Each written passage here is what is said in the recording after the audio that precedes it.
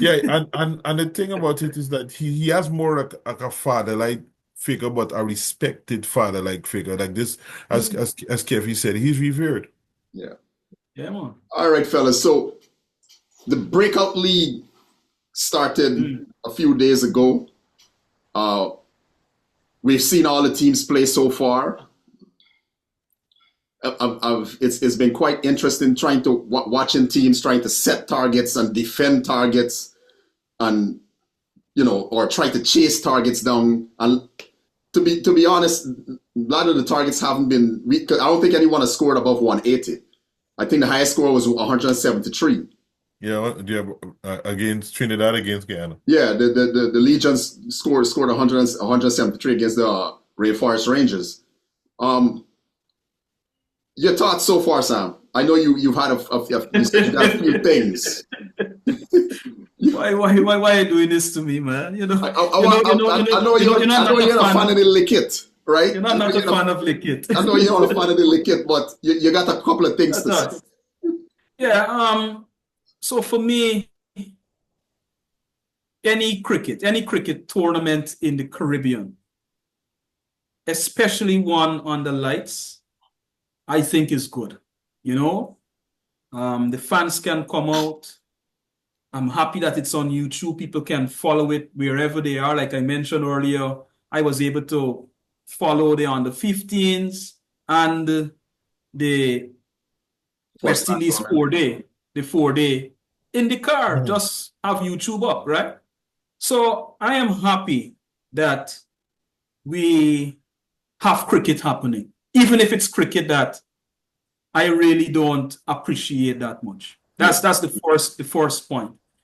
The other thing too is from the little I've seen or know of the tournament, I do think some players are under scrutiny and deliberately so.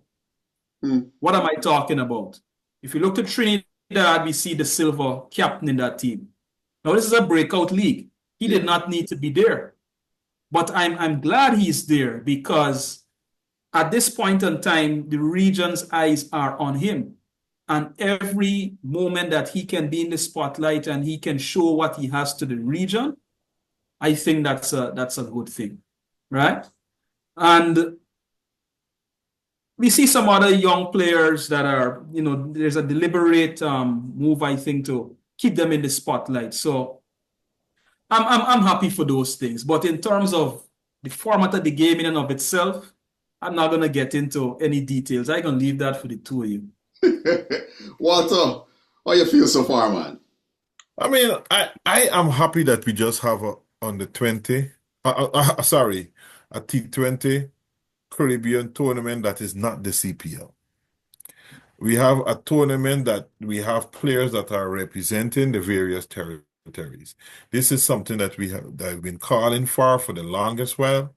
I'm happy that we're seeing players that that would have not necessarily made it if it was a full Caribbean with the full territorial teams. I'm happy. I know that again, as I said, this is a first, and as you said earlier when we were speaking, is this we shouldn't be looking for winners, we should be looking for good scores and players Mhm. playing good cricket. At the end of the day, really and truly, obviously we're Guyanese, but I would like to see the best team win, just like how we saw in the under 15, where Barbados was clearly the best under 15 team, and they won. I'm enjoying it. I want to see some more scores. I see there's a definite. I've seen for some teams, Guyana, the Trinidad's, there's a definite um I think Barbados as well. There's a definite effort to rotate strike in the middle uh, um, um, stages of the innings. I see that so this is why they're actually trying to do that, right? And get the only thing is like I found it funny that Guyana lost to the Windward Islands, and we had a traditional what the people call a calypso collapse, and I hate that, but um we need this needs to happen more. And again, I wish this was a double run. We had a double run in this, so we could have seen this twice. Um, I think one of the reasons why it's not a double round because I think this tournament, Fine. even though it was, I don't think it had time for a lot of Time, yeah. preparation in terms of planning, right? So it being the first one, I think we'll see in later iterations of the tournament, it being expanded. Yeah. I think you'll see some expansion later down. When I look at the Breakout League, as I said before, I don't think anyone should be looking at winners and losers. It's a developmental league. You understand? It is purely developmental. We are looking to unearth the next Andre Russells and Chris Gayle, Dwayne Bravo, Sunil Narain. That is the purpose of this league. Yep. You understand? Whoever wins it is cherry on the top. Like I said with the West Indies first class tournament, I don't care. On the 15s, I don't care. What I want to see is players standing up and putting their hands up and say, I am going to put my name in the hat for West Indies selection and to make West Indies cricket better. You understand? I'm looking at young Johan Lane, the pacer, playing for the Legion. Let me tell you something. I've been watching Johan Lane for the past 3-4 years. And this kid is getting better and better with every outing. Because we need someone who can bowl with decent pace and can swing the ball. We need a young man. Yeah. You understand? Like I said a couple of episodes ago, Kemar Roach is working his way out. You understand? If Jaden Seals break down, then what? If a Shamar Joseph breaks down, then what? So we need to see players coming through. All right? And not because you're operating in a T20 league means you can't be called up for test match selection based on your T20 performances. It's either you can bowl or you can't bowl. That's how I view it. One of the things, let me jump in here quick before you finish your point there. The top, this Cyrus, I don't know if he's is a quick bowler, but No, he's a leg spinner. Daryl Cyrus from Daryl Cyrus, he's from the he's a leg spinner. Yeah, he's a leg spinner. So good. So let me just making sure I get my words right. The top 5 bowlers thus far, the top 5 wicket takers are for the first time in a West Indies tournament at any stage are medium to quick bowlers. Joshua James, Jediah Blades, Niall Smith, Cyrus is 4th, and Johan Lane is 5th. This is what we want. I hope this continues and we don't have spinners, a set of left arm spinners ripping through West Indies the batsmen as we normally see. Because I see that they've made an emphasis on the leg spinners bowling 75% of their overs, which means they have to bowl 3 out of 4 overs. We need that. We need right? this thing. Yeah. There's an emphasis on that. And I hope, like once again, I hope no one is expecting anything to just magically appear. Yeah, you understand? Give these players, give this tournament, first of all, give this tournament 3, 4, 5 years to truly develop itself. Yep. Right? Yep. Give the tournament some time. What I'm seeing here in the early rounds is a bit of nerves, right? Players trying to understand how to work this whole T20 thing. Because even though we have the CPL, a lot of these players don't really play much. They're attached to teams, but they don't really play much, right?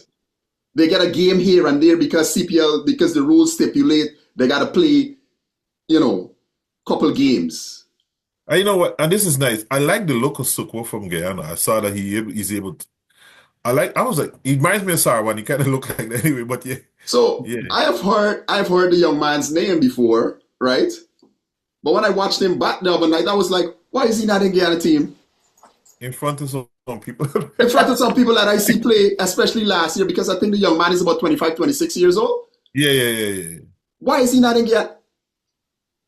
He looked accomplished. Now, he made an egregious error last night, and he stood. He looked like Jason Mohammed from Trinidad, standing at one space and sparring at the ball. Johan Lane, right? But the night before that, he looked really, really accomplished. He could tell, and I loved how he rotated the strike, and I Yeah. love when he ran between the wickets. I'm like, this is good. This is What I saw was a thinking cricketer. cricketer. Yeah, yeah, You yeah. understand me? What I saw was a thinking cricketer. I must give respect to Joshua De Silva in that innings that he played against Guyana. So I you've taken it respect out of that. my mouth. And, huh? You've Huh? taken it out of me mouth now. He And played a captain's innings. and Atenes, both of them played two very good innings, and I respect that. Anderson looks good. Jai Gooley, I guess this is his format. He likes that. He's known for hitting the ball big. He likes that. So you know what, fellas? Let me take time to do this. West Indies, the cricket board, we beat y'all up too much. All of us, we cuss y'all out. We tell you. This is something that is needed. At least y'all are listening to us. We need more cricket at all levels. Thanks for this. Right? I like the fact that the young men that have taken over West Indies cricket, right? And then Chris Darren, you're a young man too, right? Right? Along with it. We understand the history and the legacy of the West Indies cricket, and we need more of this. We are proud of our legacy. As fans, I know the two fellas and I understand the history of this game and how it's important to us as a people, socially and politically. Sammy, can you do us a favor? That Desmond Hyde quote, can you give it to us? Yeah, man. Willingly. Development is about people. It is initiated by people. It is sustained by people. And it is ultimately about people. People. So here is why I asked you to do that. For far too long, we have had the CPL, and the CPL is not really for the development of West Indies cricket. It's a money-making venture for some people who are not from the West Indies. You understand me? So here is what I'm going to say. Just like how the matches are being played in Trinidad right now, right? Just like how we just come out here with numbers for CPL, for watch TKR and Amazon Warriors and the Barbados Royals and the St. Lucia Kings, all teams that are controlled by, people from The mecca, outside of the region. the new mecca of cricket in the world. Right. While CPL has a stake in this breakout league because they were forced to, right? What I would like to see is the fans flood the Brian Lara Stadium. That is what I would like to see. Our young men are playing in empty stadiums, and that is not fair to them. Yeah, true. These are our next stars. You cannot tell them, oh, y'all ain't performing well, or y'all ain't doing this, but then you're not giving them any support. Go down to the ground. Go support them. Go in your numbers. Go out there. Let it be a Caribbean affair like we're accustomed to. The bands and the steel pans supposed to play, people supposed to be drinking, eating roti and curry and whatever else. All them things supposed to be happening while them little biters, they're belting the ball. I was watching Joshua De Silva last night playing a masterful innings. You understand me? It showed the experience gathered from the last 5 years of playing for West Indies. I saw him play a similar innings against South Africa A 2 years ago before we went to Australia. He was trying to win that 18 test match.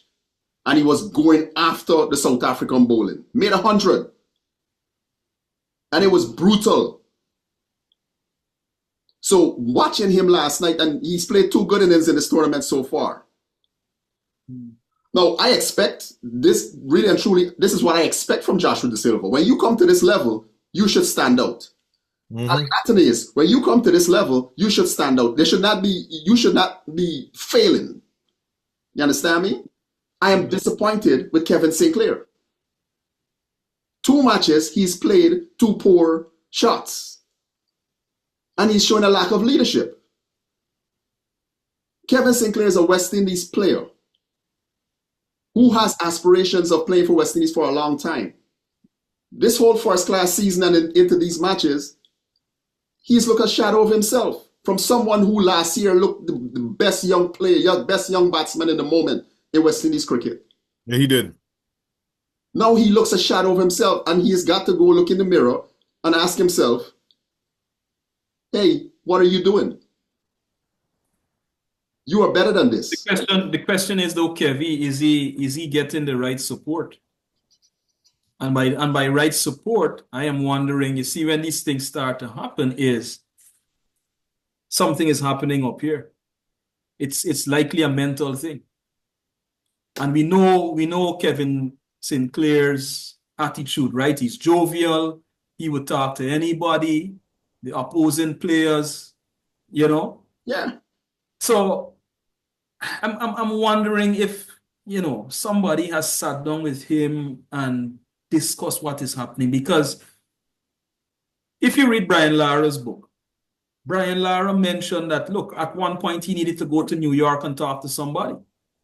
Because of the pressures, remember, this overnight. Well, I shouldn't say overnight. We knew he was going to do great things. Yeah. But I don't think anyone said, oh, you're going to do X, Y, or what have you. And so breaking the world record, right? So was his record. Then the first class record in England, right? Was a lot of pressure on him. You see? And when you look around the West Indies, I don't imagine he had people who could have identified with the pressures that he was facing. Yeah. So he went and spoke to someone. So with all of what Sinclair did last year, and he himself must, I'm really doing well now. And then to fall off like that says to me something mental, and someone needs to assist him.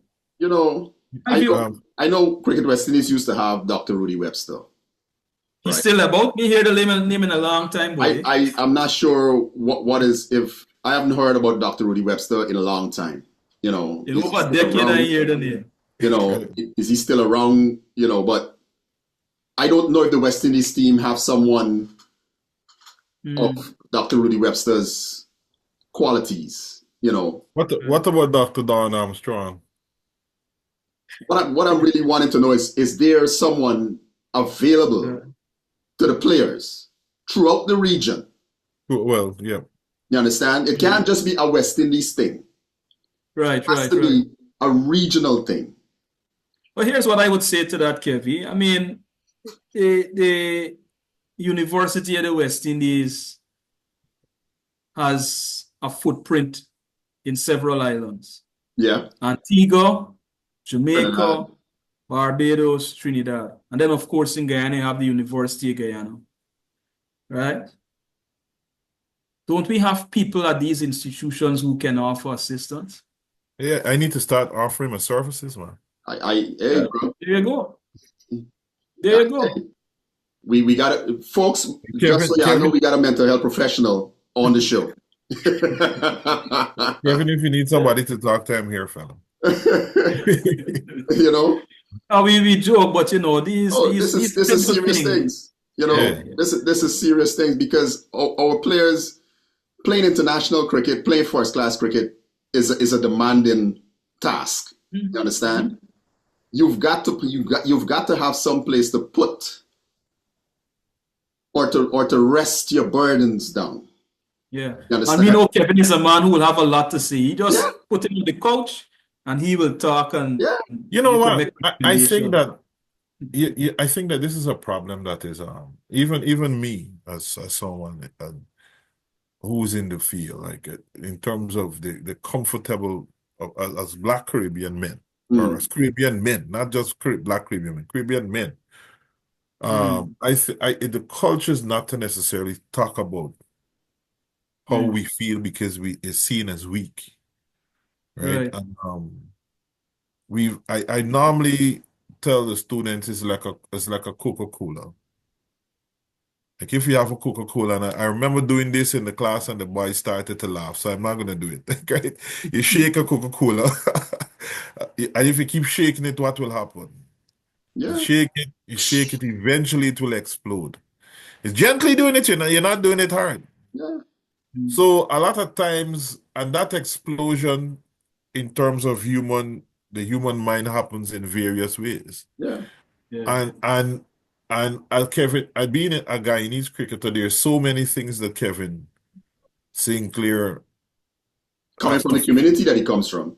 community comes from, the people, the structure of Guyana cricket, the prejudice in Guyana cricket, and these things that happen. And so there's so much as a darker skinned black Guyanese man that I could identify with, that I could tell him that he's going through, that he's not necessarily talking about. Talking about, right, right. And there's so many things and he's not the only one.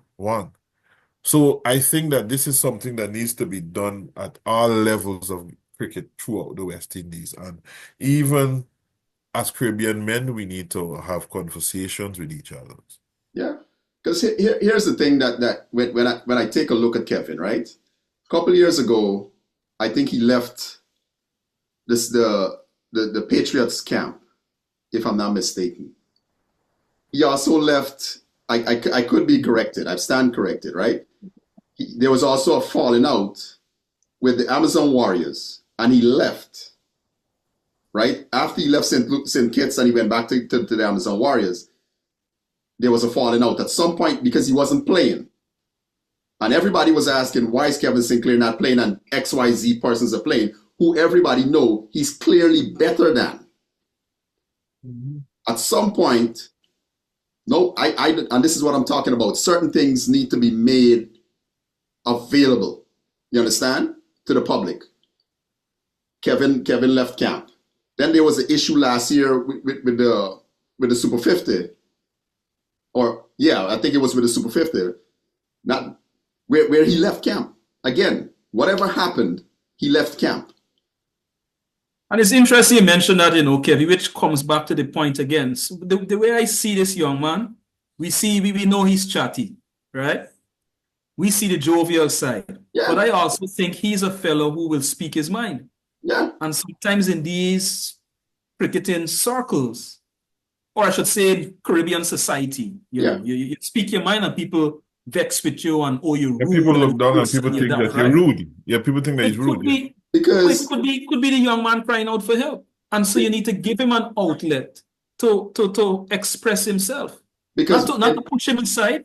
In the Caribbean society, when people are in positions of power, if you challenge them, not disrespect, but challenge them, they feel disrespected.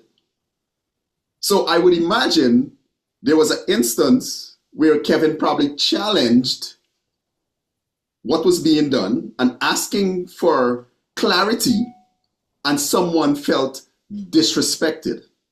But I would like someone to contact us. If you're watching the show, you know better, contact us.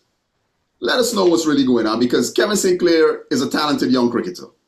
You understand? Is one of the future cricketers of West Indies. He's still a young man, 25 years old.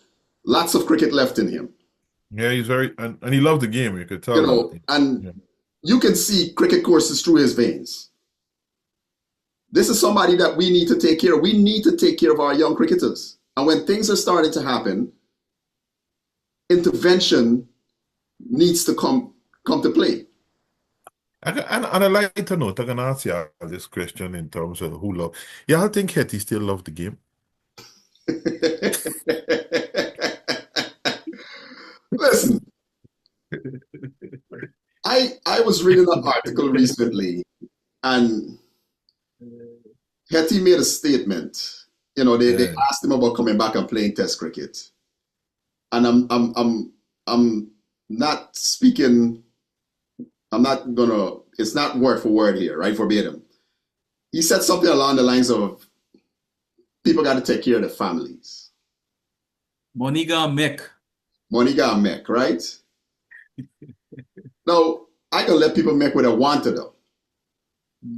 I am not going to say Hetmyer doesn't love the game or he still loves the game. That's for Shamar Hetmyer to say, right? He has to know. I know. Personally, I've moved on. Yeah, same here. Down from Hetty, but I know I'll tell you, at least he's coming back to West Indies cricket soon. Because if he comes back and he contributes, that's good. He will come back to West Indies cricket, and I think it'll be sooner than you think. I think that this might be his last year in the IPL for now. I don't think it's his last year in the IPL. For now, you think they'll pick him again? Yeah, they're going to pick him again because here's the problem, right? Rajasthan Royals have pigeonholed Shimron to bat in between 10 to 15 balls. I ain't The word arguing is against that. finisher. That ain't no finisher. You understand me? They've pigeonholed Shimron Hetmyer into a role. We know Shimron Hetmyer is capable of playing a larger role in the Rajasthan Royals team. But because of whatever politics that takes place in the IPL, and I would love someone to doubt me, whatever team politics takes place is the reason why Hetmyer is batting where he's batting. Because they have to facilitate other people. Kevin, that is clear. Yeah. I got my conspiracy. The IPL is the Indian Premier League. So fundamentally, first and foremost, they have to ensure that their players get the spotlight. So my conspiracy is not wrong, because I'm thinking that they deliberately not, like, for example, like a Shamar. I think they're deliberately not playing him. So he's seeing it because he's getting money, but he's not seeing the long. I hope he thinks differently. He's not seeing the long-term effects of him not having a long career and have. You see, the thing about it is, you see, when we grow up with money, when we get this much money, we don't realize that this much money could be this much money on a longer scale if we plan better, right? So, and we have to be wiser because the thing is that we're older men and we actually understand, we're middle-aged men and we actually understand life a little more, right? And when you're in your 20s and then in 30s, you start to think, but when you're 20s and the age of those fellas at, they can't argue with them because they're securing their future. Yeah. And the truth No, is, I don't mind. I don't mind Shamar being down there at this time. Especially guys, we got to remember, that Shamar is coming off of an injury. You see, so him being out there, I would expect that he's getting proper care. If he needs to see doctors, what have you, he's getting that care. That's all I can hope for him at this point, right? Fast forward to 2026, yes, I would love to see him get a chance to go play county cricket, right? And then, he can definitely make some monies up there too. But until such time, I don't mind him being in the IPL, recognizing too, how he got into cricket and how he sees, an obligation somewhat to the Indians. So I don't have any problem with him being there at this time. My only worry, and it's a big picture worry, right?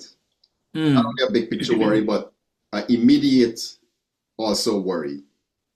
Australia will be here in a matter of weeks. That's my thing, yeah. You understand? Shamar Joseph, hold on, Sam. Shamar Joseph hasn't played a competitive game of cricket since, I think, February. Yeah, the second, first or fourth rung in the cricket team. Yeah. You understand me? Either late February, early March. That's the last time Shamar Joseph played any competitive cricket. Now, last year, we had the same kind of scenario. He only played 2 matches in the IPL, I think, and bowled probably like 3 or 4 overs combined.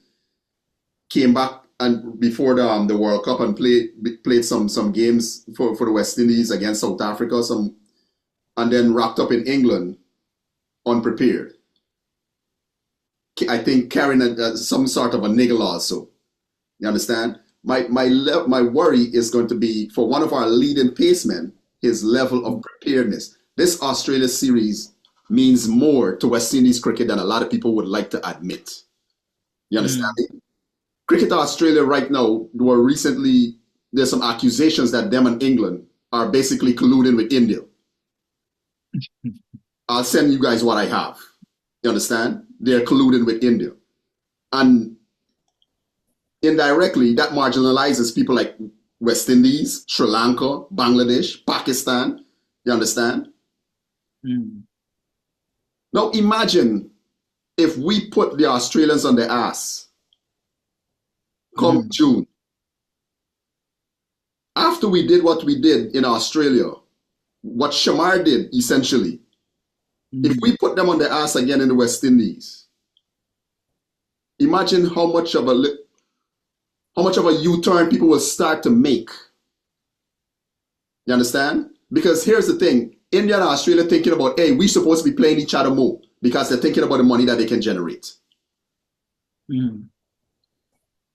If West Indies want to remain at the forefront and on the tip of people's tongues with regards to who should be in the conversation of being played more regularly, we have to put the Aussies on their ass. And there's a valid point because you're right. This series is for not only for legacy, but for money as well, long-term money. People don't understand this. It's for even for these players, even though they think that, oh, we getting this IPL money now. If our best players perform and beat the Australians, as you rightly said, it makes a big difference in the long term for these players, you know. Yeah.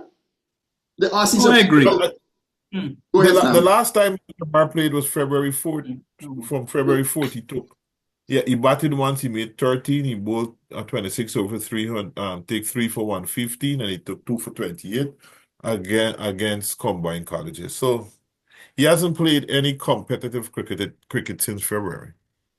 No, I'm not going to dispute. I take your points there.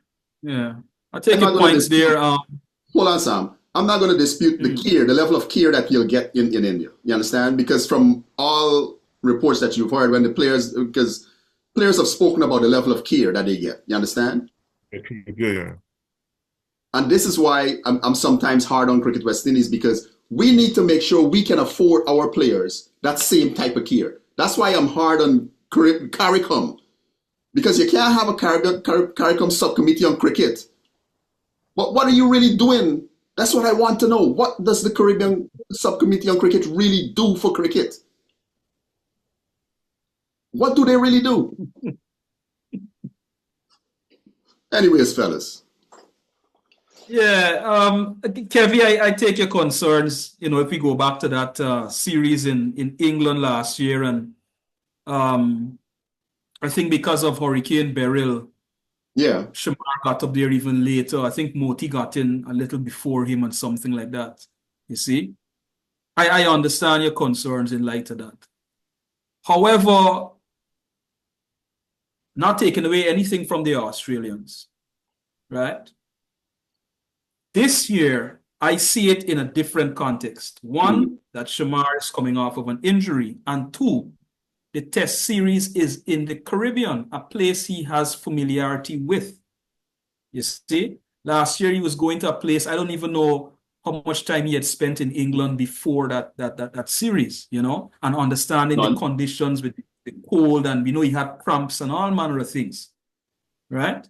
So I take your point, but I'm a little more comfortable this year, given again, the series is at home and he's coming off of injury and getting that care. We'll see how it all plays out, because at the end of the day, the series still has to be played, right?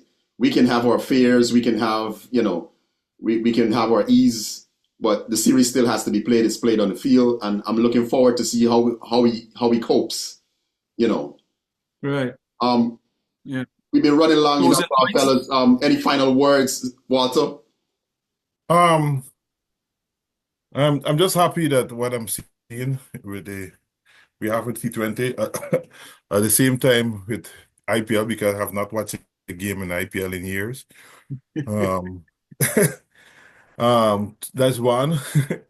Two, I was watching a podcast with and I think this a discussion that we need to have. I'll bring it to you guys. Which is the greatest test team? I love that discussion for us to have. And lastly, on a somber note, Rest in peace, Adriano. I should say, why we leave, I should say, rise with Rise Yashua. in power. Mm-hmm. Rise with Yashua. Yeah. Yeah. So yeah. Yeah, my closing comments or comment really, if you look at the number of views for Trinidad and Tobago versus Guyana, that match yesterday, right? Or last evening, 93,000 views. Yeah. Right? Compare that number with the, let's say, Jamaica versus Guyana a month ago, 64,000 views. And that was a month ago. Because remember now, people can go back and watch these things, right? So that shows you people are watching just 24 hours after, not even a full 24 hours after. And it's already 93,000 views. And we know when, for example, the 4 days going on or what have you, at any one time, the numbers watching is not going to pass 1,000 usually, right? So good things are happening. It would be interesting for Cricket West Indies to provide us with the stats so we know where people are watching from. I'm sure they have this data, and I hope they have people, Is there YouTube channel? these things. Of course. So I'm happy. Yes, I'm not a big fan of Lickit, but it is still cricket, and so I'm happy about that. And again, to follow Walter, deepest condolences to Adriana Young's family, Yeah. Hold it up. Yeah. Once again, condolences to the family, the Young family. It's going to be a long road ahead, and I hope they got the right support systems in place. I hope people help them. I hope government of Guyana provide the right support systems for them, right? It's going to be a long road ahead, but I'm just happy to see that we have a developmental league for us, right? That's what I'm happy about. That's my closing comment. I'm happy that we've gotten to see a tournament that is for West Indian players only, not for the benefit of someone else who has no real ties, whose navel string wasn't cut in the West Indies. You understand? Yeah. And our players get marginalized, and our young players get marginalized and handed a game here, a game there, and no, they get to show their full wares over a protracted period of time. So that is what I'm happy about. It was good having you fellas tonight. Good chopping it up, talking about the Breakout League, the under 15s, Veerasamy Parmal, Kevlon Anderson. Let us know your thoughts down in the comments, people. If there's anything that you thought we would have gotten wrong, if the West Indies does have a psych or a psychologist attached to the team, and you know of it, tell us. All right? I would love to know. But other than that, it was good having you guys. Catch y'all later. West Indies cricket, it in we veins. Yep. It's family. It's family.